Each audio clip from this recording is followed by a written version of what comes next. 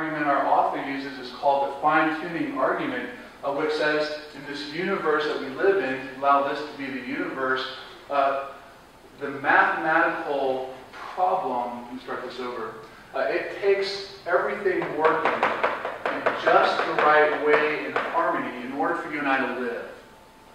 If you tweaked the elements of our planet alone just a little bit, we would all die in a moment. In order to breathe air, drink water, to have life as we know it, temperature, all these different things had to be just right. And the chance of something just coming together all by itself and creating this whole universe and then allowing for life to exist mathematically is so high and off the chart that, again, which is more likely? Which are you more willing to believe? This is all just the most unbelievable mathematical coincidence, or that it's intentional. That there's somebody in control of this. And that argument can be used on both sides, but also the fact that everything in nature becomes regular. When you look at life, that certain things are reliable, predictable. They happen the same way. The sun is going to rise tomorrow, and the moon likewise. And there's going to be this perpetual life that is capable of existing only because the laws of nature are actually laws. And the reason why they are laws is because they are regular. They happen over and over and over again. You can literally set your watch by them. But why is that? If the universe is just a random accident, think about it, a random accident, why don't all four wheels fly off the universe at once? Mathematically, why is that any less possible than it all coming together so that we can live? And so again, a number of people, even secular scientists, will admit that when you start to talk about the likelihood of the universe coming into existence all by itself, that takes, and I love this phrase, that's a little bit of a leap, give me my last word, leap of faith. It takes a leap of faith to get there. That everything in nature is able to go on and on and on the way that it does without all the wheels just flying off at once and destroying, collapsing everything that we know as life. Again, it's so mathematically out there that it requires likewise this leap of faith. The third is even more intricate argument, and that is to compare us with animals. This is where I think we really have a strong argument, so think about this really quite well. Secularists will say that religion, as we talk about it, is really just something that our ancient Cro-Magnon ancestors that look a lot more like me and less like you, they just developed religion as a means of survival, a means of cultural manipulation. So that if you believe that there's a God in the bushes or in the stars that controls fertility or in the sea that controls fish, and you create certain patterns in life, that just help people survive.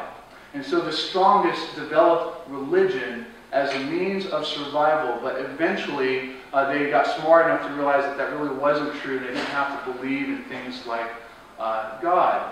But at the end of the day, all of our thinking as we know it is simply a process of natural selection. But number one, how depressing it would be to believe that. Number two, think about so many things that prove the exact opposite. For instance, where do we come up with things like beauty?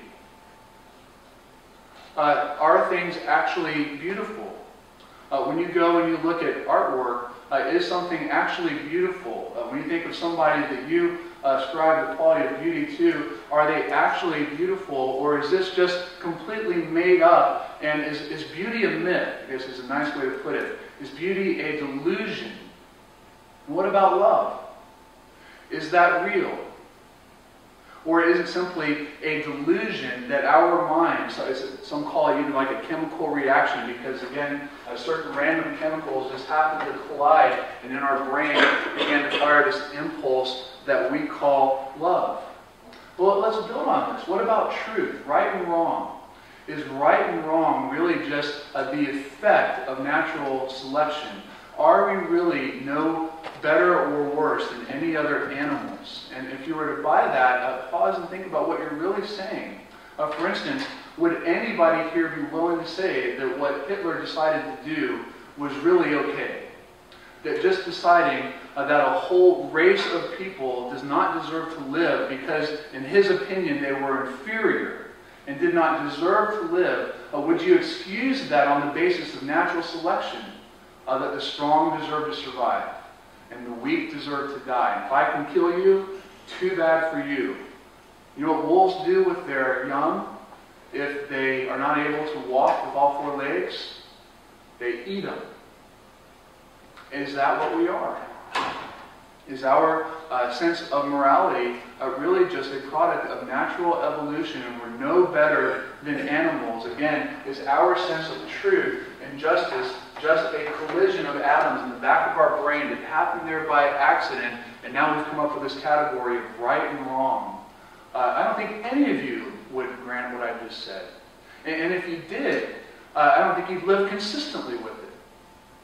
Because, again, written in the back of your mind is God's handprint, God's law written there saying that you shouldn't murder, that murder is wrong, that people deserve to live, that God has made people beautiful, that God himself is the designer of beauty and truth and justice and all of these things that we have. A good theologian named Cornelius Van Til called borrowed capital.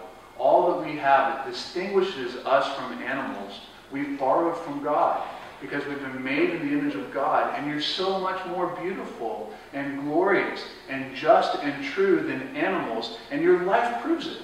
Your struggles prove it. Your conscience proved it to you before you even came here today. As you laid there last night thinking about what you did yesterday, your conscience reminded you that you are not an animal, and that some of the things that you've done or contemplated doing, you're better than that. You know what I mean.